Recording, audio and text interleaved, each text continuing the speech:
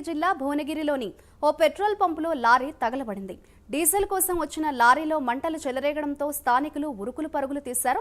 Diesel tanker ఒక్కసారిగా పగిలిపోవడంతో ట్యాంకర్లో ఉన్న డీజిల్తో పెద్ద మంటలు చెలరేగాయి. అప్రమత్తమైన పెట్రోల్ సిబ్బంది ఫైర్ సిలిండర్ల సహాయంతో మంటలను పూర్తిగా అదుపులోకి తీసుకొచ్చారు.